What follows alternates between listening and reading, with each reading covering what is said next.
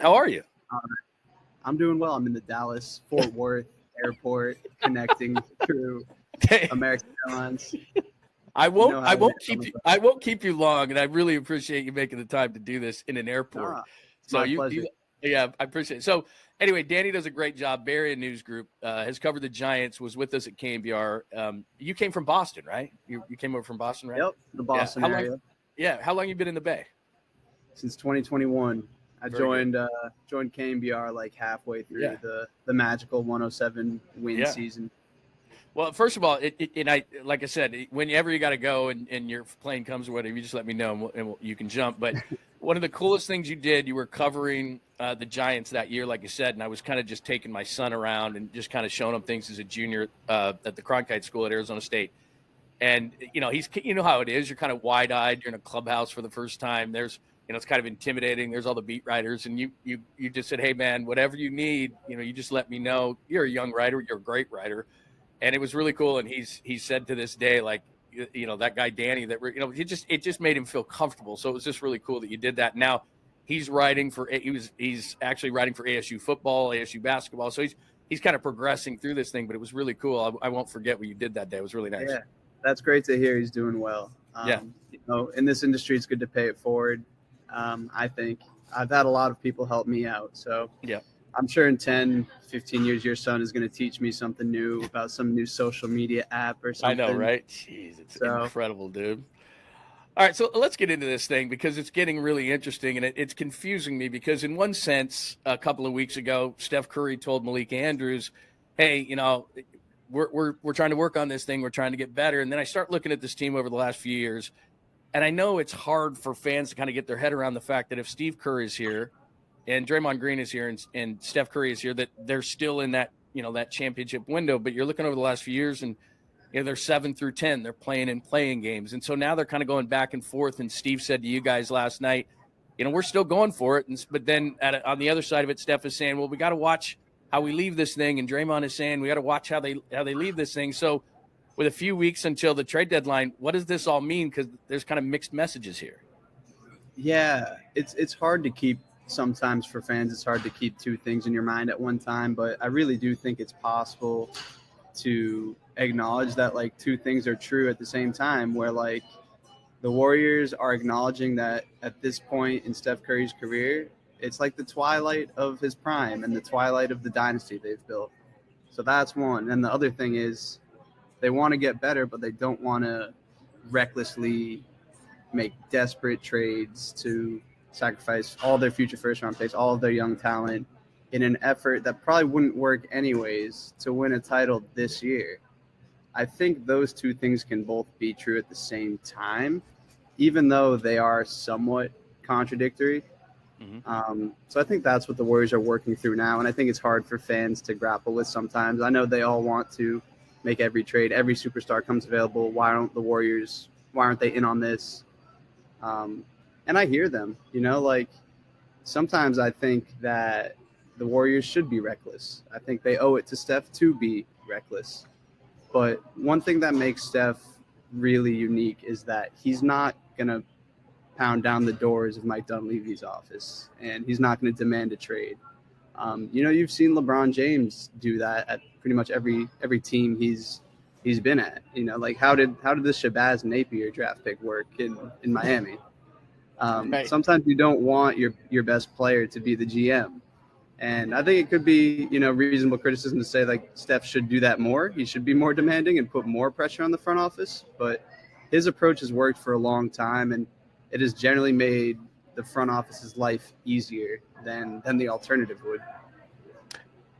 My first thought is that I understand, first of all, when they say it's our responsibility to leave it better than when we found it. Well, they were a $450 million franchise. Now they're a $9.1 billion franchise that's moved into Chase Center in San Francisco. So regardless, they're leaving the franchise in great shape. I guess my confusion comes where they say, well, we don't want to mortgage our future. Well, the only player to me right now that you would even be mortgaging at all would be Kuminga. And then first-round picks, I understand that. So you're going to give away picks. And there are teams in that position. There are lots of teams who just completely go for it, and then they're left with the rubble. But that's kind of the way sports works. You look at the post-Jordan Bulls; they still have never recovered. You look at the Celtics for years. They obviously Jaylen Brown and Jason Tatum now, but they were a mess for years. I mean, go on down the line, and you can talk about any sport you want. The Giants after their World Series victories, like most every team that's not maybe the Dodgers or the Yankees, they go through these ups and downs. It's like throwing a ball in the air. It's got to come down at some point. There's gravity, and that's kind of sports gravity. So I understand what they're saying, but I feel like, and Steph is super nice, and I get that, and you bring up a great point that most stars just aren't that way. They just think themselves. They're selfish, and they think, get me help, get me help, get me help. Then you just run this thing into the ground. Isn't it kind of inevitable that this thing, once Steph leaves, that's the way it's going to go? Because with or without Jonathan Kuminga, they're going to be a lottery team, and probably for a while. That's just how it kind of works. Yes and no. You see it both ways. Like, I think the idea of not wanting to mortgage the future is the idea that they don't want to be the Bulls. The Bulls have won 5 playoff series since Michael Jordan. Like, that's pretty unacceptable. When I don't have the exact numbers in front of me, but when the Jordan Bulls won 6 titles, I'm pretty sure they were the highest valued team in the NBA. And things change when you don't win anymore. So the Warriors don't want that. Steph Curry and Draymond, who feel like they have a stake in the organization, they don't want that either. They don't want what happened to the Lakers after Kobe retired, where they're pretty irrelevant for 5-10 years there until they get LeBron, I guess, in 2020. What they want is probably something more similar, more akin to Dallas with Dirk. He went out with like 3 or 4 500 teams or worse in a row. I think he might have won 1 playoff series in his last 4 or 5 seasons. But 2-3 years after he retires, they suddenly have Luka Doncic, and now they're back in the mix. They're in the finals again. So that's possible. You don't need to do a hard rebuild.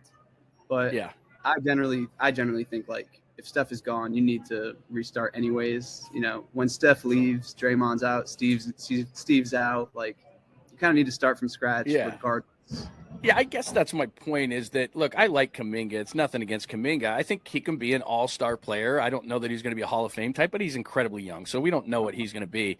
It's more they don't want to find themselves in a position, as you said, where teams find themselves, where they go for it, and they can't rebuild because all their picks are gone. It's okay, Kuminga might be okay. They're going to the lottery with or without Kuminga, but it's all the first-round picks, and that way you can't trade. You're completely hamstrung. And all of a sudden, and this is, I think, a part of it is where you come from in Boston, they're going to go to the games. I mean, that's just how it is. I lived in Detroit and Pittsburgh. They'll go to the games. Here, you're an entertainment entity. So if you're not good, they're not going. Like, there's a lot of Warrior hardcore fans, and I understand that, but there's 41 games that you got to fill that place. And when Curry's gone, I don't think Kuminga's going to fill that void by himself. So I think you have to have a mindset when you live on the West Coast of, we're competing with wineries and the beach, and it's not just other sports entities. You're competing with a lot here. And if you're not worth the buck, people will buy season tickets and just not go. I mean, that's the kind of money's around here. Whereas in the East and in places like that, they'll go out there just to boo the team. Like around here, they just won't. They'll find other things to do. And I think that's part of this equation. I know the Giants get ripped for it. The Giants, well, I question sometimes whether they want to turn turnstiles or win games. I don't doubt whether Joe Lacob wants to win games, but it's not like his businesses. It's really hard to maintain this and not have some sort of a dip along the way. Yeah, it totally is. I mean, there might be a point at some point where down the line Joe has to decrease ticket prices. Heaven forbid. No, when the team's not contending for championships every year, you can't charge $250 to get in the building. That's a great point, man. That's something that the organization will have to deal with when the time comes. Maybe that's in the second half of this year. Like, who knows? Right. But you're right in the sense that if the team isn't going to be a winner, this isn't a market that's going to sell out, at least at that price point every night. And that's something that the Warriors are going to have to deal with for sure. Danny Emerman is joining us right there. I just popped this up real quick. Make sure you're following Danny at Danny Emerman, Bay Area News Group. He is an awesome writer. Known him for a little bit. Worked at KNBR, was a Giants beat writer. And make sure that you're checking out his stuff. He is well worth the follow. Great writer. So what do they do between now and February 6th? What do you think they'll do? Because here's the thing is, I think you would agree with this. They were never going to go get Jimmy Butler. there's not a lot of guys out there to me that are going to move the needle. I think this is part of the quandary that they find themselves in. I don't doubt that Mike Dunleavy's trying, but if the normal names are out there, Brandon Ingram, I don't think they would take the risk on Zion, even though I think he has a ton of upside and he's only 24, but I don't see that happening for them. Certainly Kuminga and Wiggins, there'd be a lot of guys involved in that, so that would be different. LeBron has been brought up, but that doesn't seem like anything to me. So, I mean, what name is out there that would be realistic in your mind where they could say, okay, they could actually turn this around? Because I don't think they're one player away. No, I don't think they're one player away either. There's probably no magic move that gets them into the championship conversation this year.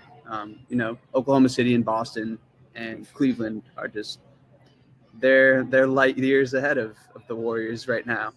And that's okay. Like, the Warriors probably have to make an incremental move to get better, to make the games easier for Steph Curry. They need to get some more spacing, some more shooting, maybe a stretch five who could unlock a lot of different players on their team. If they had a stretch five, I think it would make Dennis Schroeder's life a lot easier. It would make Jonathan Kuminga's game a lot easier. It would be interesting to pair Draymond with a stretch five. He hasn't really had that in a long time, and it would probably take a lot of burden off of him defensively. So I would look at a bunch of stretch fives that might be available for, a lot of different capacities. Depends on what the price is. And again, that's not a championship win now move, but depending on the price, you probably don't have to give up too much to get some guy in your building, see what it looks like, see how everyone else on the team reacts to it. I think that could be valuable.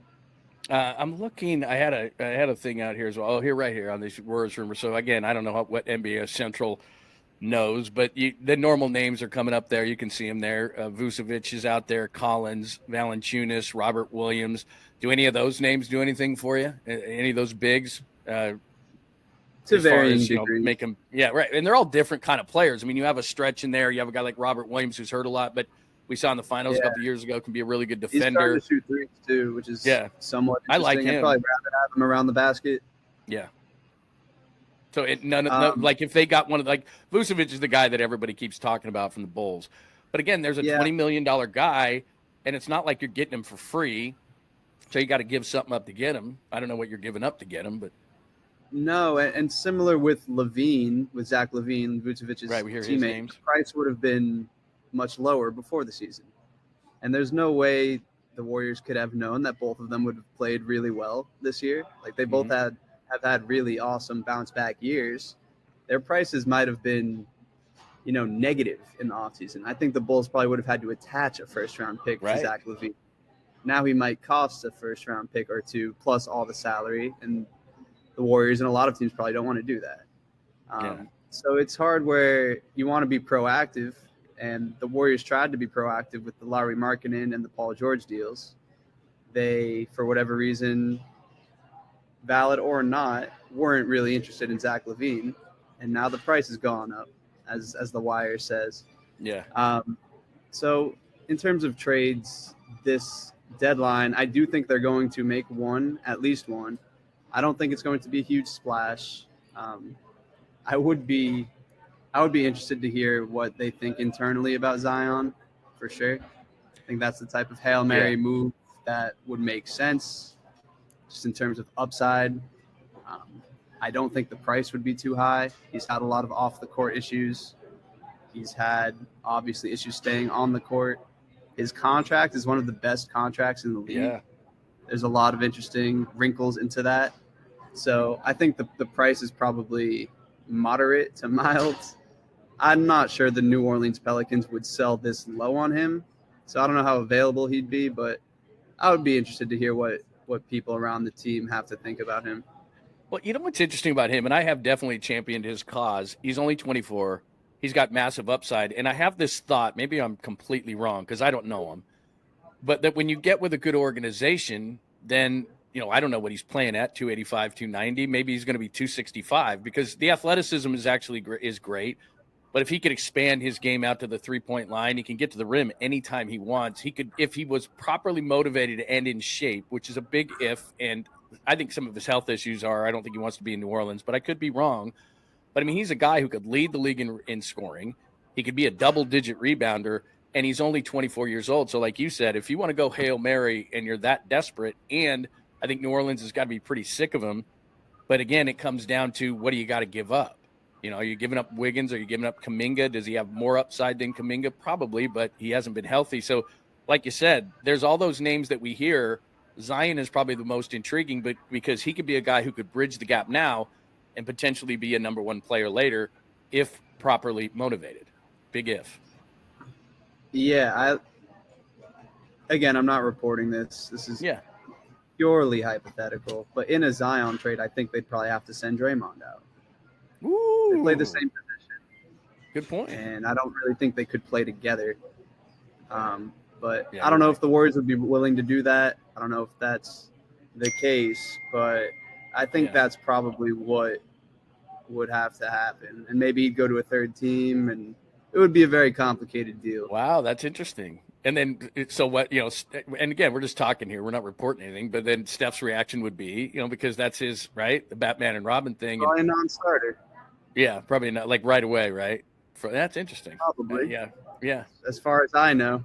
Yeah. No, that's good, man. How's everything else? Everything good? You're digging this, everything, and sitting in airports and hitting layovers and all that kind of stuff? You're liking it? Sometimes I wish I could have some more direct flights, but it's all right. That's cool, man. Right. How long have you been? How long have you been on this beat? Because I know you're doing the Giants for a while. Is this your first year? Yeah, I started last February. Nice. I took over for Shayna Rubin, who moved to the Chronicle. Right. Yeah, she does a good job. Oh, yeah, that's right. Yeah, very cool, man. Hey, thanks for taking the time. I know that in the middle of an airport, it's not ideal, but it was awesome. It was awesome talking. And again, I want to pop that up there. Make sure that everybody's following Danny Emerman. Has done a great job. You're a great writer, and like I said, I appreciate you're telling my kid, like, hey man, I got you here. You need some help. That was cool. John. Maybe best known for, and I was standing right there going, Gabe Kapler pulled that crap on you where it's like, look, it's not my job to answer the question, but you did, man. It's like, well done by you, man, young that reporter. Might have been the most overblown. No, I know, was it? Ever experienced. No, but a lot of guys, having done this for about 25 years, a lot of guys would freeze in that moment, and you didn't, because you knew what you were talking about and you were prepared and you weren't just standing there. It was cool. It was impressive for me to see from a young reporter, because a lot of guys would have just froze, and that's what he was expecting you to do, and you didn't. So I thought it was really cool. So I remember in college, Jim Boeheim pulled that on one of my colleagues at the student paper.